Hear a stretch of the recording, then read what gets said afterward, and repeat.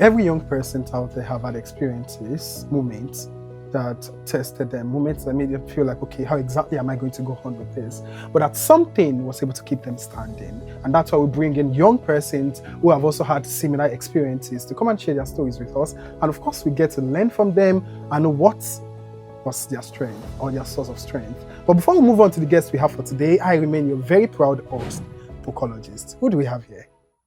Hi, I'm Zainab, Lawal Zainab, a third year medical student at Obafemi Awolowo University. Beautiful. It's great to have you here, Zainab. Likewise. I believe that you've had an experience. Of course, you've managed to share with us. You've had an experience. You've had something that tested you, something that made you feel like, yes, I mean, this was not easy, but you managed to pull through one way or the other. Would you like to share your story with us, maybe? That's actually a long one. Voila, we have the time. Okay, that's actually my experience into medical school. How I got into medical school. I've always wanted to change my APC into a stethoscope since I was in secondary school. Yeah, but then it was not an easy task. The journey was not that easy. It all started after my secondary school. Actually, I did not get to write UTME like my mates. Most of them wrote their UTME when we were in SS3. So after my senior secondary school, I actually went on to learn some skills. Then my dad enrolled me into a tutorial here at Ife. He told me to come to Ife because my brothers, they were actually a student here. So I came here and I started the tutorial just like normal. Then it got to this day when UI. I've always wanted to go for UI. Even when my brothers, they're actually students at OAU, but I just love UI. Then UI was not admitting any students that year. I was so sad. And I called my dad about it. So he told me, do I want OAU or Unilag? Obviously, I did not want to stay somewhere close to my house. I said, okay, I'll be going for OAU. Then the next day, he called me at night and he told me he bought pre-degree entrance form for me. I was like, what? So I have to write the exam in the next day. I went for the exam, then I passed and I got into the Moro campus. So we started. I was trying to be a good student. I was actually a good student, yes. Until the second in-course, when we were about to write our second in-course, I was very, very ill to the point that I could not do most things on my own. Then I had second in-course examination, and I told my parents about it. They knew about my illness. I went to the health center to tell them. They knew about because I used to go there for injection and all. So they said, I have to go for the exam. I have to write it nevertheless. So I told my parents about it. And my dad was so angry about that. Why would they tell me to go for the exam? So he said I should not go for the exam. That will be coming down to Ife. That I must not write the exam. And should we schedule it? Yes. I was scared. I was scared because it's going to just escalate the matter. So I followed my roommates for the examination and we wrote the exam. Obviously, I could not even open my books because I was ill. You know, all these few days to exam preparation actually matters. So after when the results came out, it was not that good, but just about average. Then after pre-degree, our results came out and all. Then OAU released their cutoff mark. My aggregate was actually lesser than the normal cutoff mark with 0.0233. Not 0.2. Not 0.5. 0.0233. Yes. Wow. I was so sad. I was like, maybe they can do something about it. I was actually keeping my hopes high that maybe something will happen. Until I saw a congratulations message on my portal, thinking it was for medicine. And I said it's actually for industrial chemistry. Wow. Oh my God. I actually accepted the admission. Everybody were happy for me. My friends, my parents, everybody were happy for me. I was not sad per se, but I knew what I wanted. Yes. I knew a lot of people actually just want to be in school. But there is what I want. I wanted medicine. Mm-hmm. So I just got into the school like every other student. I used to attend classes. I made friends. Attended a lot of tutorials. But I knew this is not what I want. Even when chemistry was my best subject when I was in secondary school. So I called my dad that evening and I told him, "Hello, dad. Please, I want to buy another jam form. It's going to be out in a few days' time." Wow. I said I wanted medicine. He said, "Are you sure you want this?" I said, "Yes, sir, I want it." He said, "Okay, no problem." Then he enrolled me for a post-UTME tutorial online. So it's actually very, very good. Yes, it is very, very good. So after everything, my jam score was not up to 300, very, very close to 300. And I was so sad. I was like, oh my So God. two people are targeted 300. Hey. Yeah. Wow. Uh, I know someone who can't relate to something like that. We are not mentioning names here. so I was so sad about it. But then my parents and my siblings, they were like, oh, you actually have a very good score. Your score is very, very good. Mm-hmm. That I should just keep praying and I should work hard for the post-UTME. So I wrote post-UTME, the result came out. I actually had a very, very high score. Wow. Then, Wait OAU, for the cutoff. yes. My mark was actually exactly the score. Exactly. Yes. Then I was scared for my state. Yeah. Then I was scared. I was like, is this going to Be a work out? repetition. My sister was like, calm down. You know what? A lot of people are actually looking for what you have. So you need to, first of all, you need to be grateful to God that, oh, I have this already at least.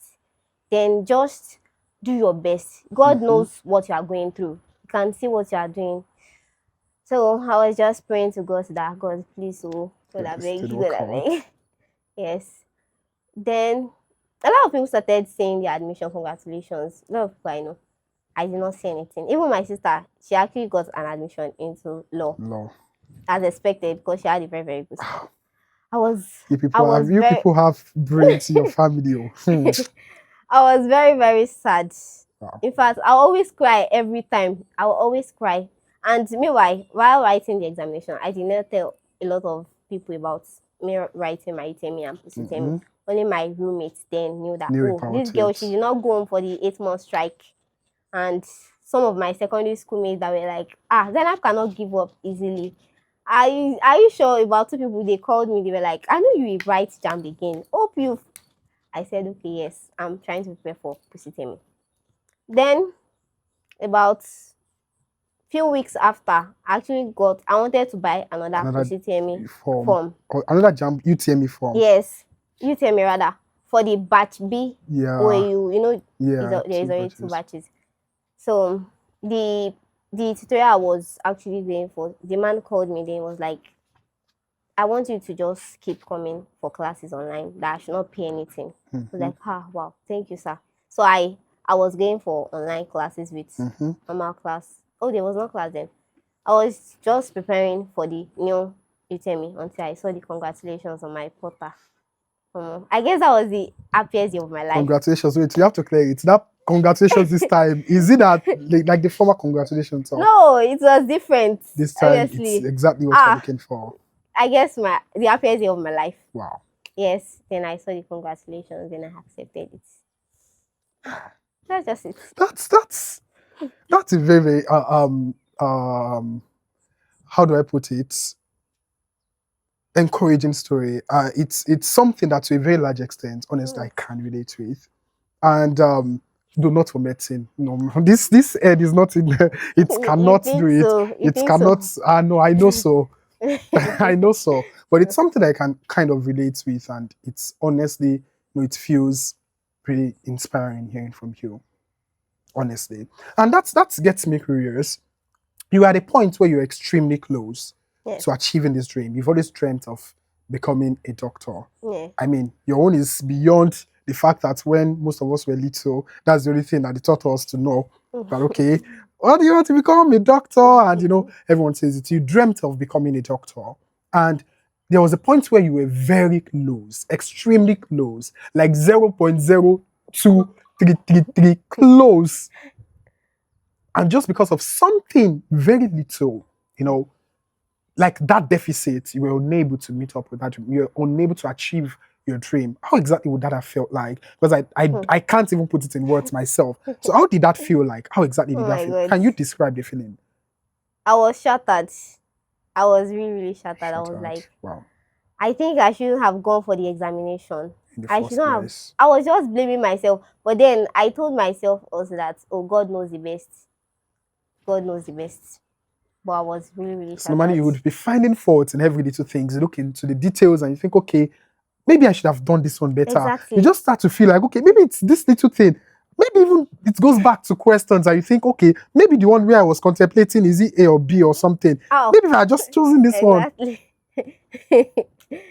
Wow. Like, oh, thank God. That's a lot. I'm a bit curious here. What was God's role in all of these things? You've shared your story, you know. I mean, for example, the point where let me use the word failed. I don't know if that's exactly what you would phrase it as, Yeah, it feels. but you know, there was a point where it feels like, okay, you failed. And many times that's the point where many people are like, okay, you know what? I actually tried. It's not like I did not do anything. It's not like I did not even make any attempt. At least I made an attempt. It just didn't work out.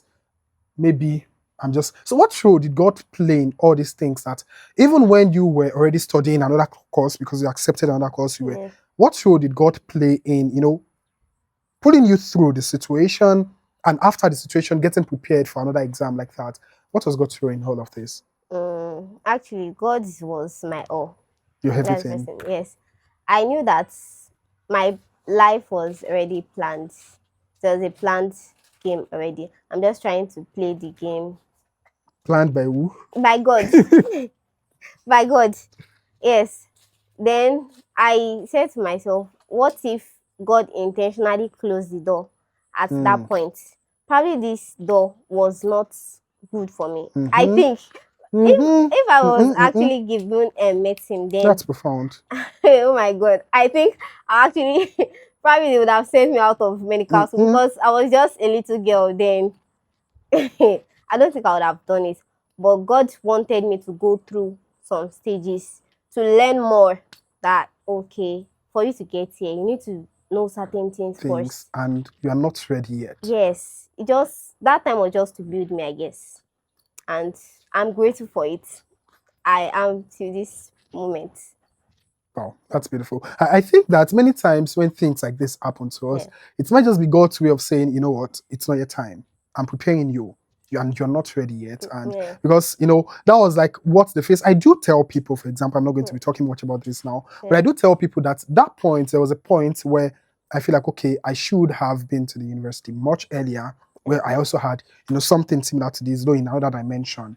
I do tell people that one of the best things to have ever happened to me was the fact that I failed at that point. It was the fact that it did not work out.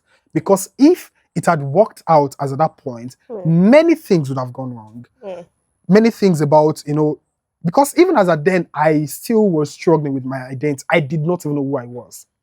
And I was about to enter the university where you can easily become something that you're not when you've not figured out yourself. So I was lacking in that aspect. I was lacking in so many other aspects too.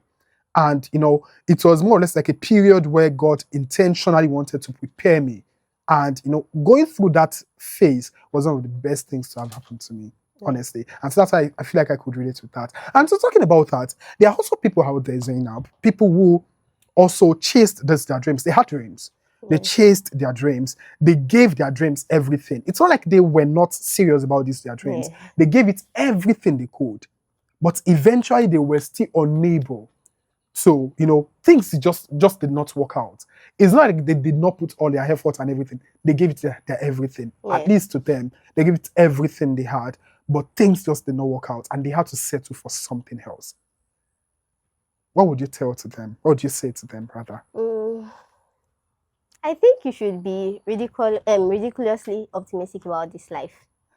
Yes, I think you should be so realistic and optimistic about this life. Like something can happen. And you need to work first before clarity comes. Clarity comes from action. So you need to first of all take the action. You need to do it scared. You need to ask yourself, do I really want this? do I really want this? You need to answer that question. There are some places where you want to be, but God does not want you to be To there. be. So you need to just ask God. You need to talk to Him. That's the first thing you need to do. You need to talk to Him. And also, you need to find someone that is so supportive. I mean, people around you. I'm not talking about probably romantic relationship. People around you, your family first, then your friends. You need to just create your own go to people. So then, as you move further, the road starts clear and gets clearer. It gets clearer and clearer and clearer. So that's what I would So say. So for you need for to for be clear. someone who, for example, let's say, for example, someone who has a dream of Mm-hmm. also becoming, let's say, becoming a medical doctor, who had Mm. a dream, let me put that into words, who had a dream to either become a medical doctor or maybe to become a lawyer or anything, Mm. say it's anything, it could be anything, but that, maybe they just, there are so many factors that could influence it. Yeah. Maybe they were unable to make the marks needed Mm. or anything, Mm. and they had people around them who said, no, you know what, it can't wait. You have to go on with whatever you are given. Yeah. Or you are given chemistry, you are given biology, you are given Yeah. this, you are given dramatic arts, whatever Yeah. it is. I'm not saying these are terrible, this thing, Yeah. but it's just Exactly. not what they wanted as at that point. But they Yeah. had to make do with the option they were given to. Yeah. They were given. Yeah. So, and now they are already doing these things. It's not like, okay, they are already in these things they had to settle with, and So what would you tell them? Because now it's more or less like they are at the point where it's not exactly quite easy to say, oh, you can go back and redo this thing Yeah. and something. They're already into something else. Do we tell them, or I don't know, what would you just tell them? People Mm. like that. First, sometimes whatever happens to you, just know God is always behind Involved. it. Okay. God is always involved. So you might actually first of all try to maybe love you need to be so happy about your current Situation. moment, because there are a lot of people that really really want to be where you In are your at the moment. shoes. So you need to be grateful, and you just need to look around. Do I think I'll be happy doing this in the next 10 years? Do I think I'll be Still be so happy. happy doing this? And just know, number one, you are the captain of your life. You need to take charge of your life. Although there will be some people, for example, your parents will be the one to sponsor you to do certain things. But then there is this level of passion that you show them, that you know, oh, this person really wants this. I think I can go for this person's dream. So you need to know what you want and be the captain of your life. You are different from every other people. Don't just pick things because you feel, oh, she's doing that, let me do that also. So your story is so different. You cannot be always the same with your friend or even your twin sister or your Or even your brother. parents. Exactly. So firstly, you need to just get God involved with whatever you are doing and just fall in love with the current moment. Probably that's what you actually like eventually. Because I might have fallen in love for industrial chemistry because Who I love it. knows? Anyways, who knows? But then God wanted me somewhere else. So as you move on, the way is going to just be clearer. There'll be clarity. Exactly. That's beautiful. Top words, honestly. Those are really top words and beautiful coming from you. Now let's finally, let's say there are people who are also now in your shoes. Now, these are the set of people who have not exactly had to say they are settling for something else. Yeah. They have dreams. They Yeah. have their dreams. Yeah. They are still hustling for their dreams. They are still giving their everything to their dreams. Yeah. And currently things are not exactly shiny. Things are not looking smooth at the moment. Yeah. Things are not appearing to be, quite interesting. Things are not working out currently, but they are still chasing their dreams. How would you encourage them? What would you tell them? What would you tell them in 2 minutes that can completely change their lives, that can completely change their perspectives? What would you just tell them? People who are currently in the shoes you were once in, Okay. First, I would say believe in yourself. You need to be your number one cheerleader. So you need to believe in yourself first. Just do it scared. Do it anyways. Just keep going, because if you think about the other side too much, you might actually not get there. But if you try to put in the action into it, even if you don't get it, you'll be so close to it that you know that, oh, I almost did. I put in my effort, but I did not just get it. So in the next 10 to 15 years, I hope you be living the life of Amofati.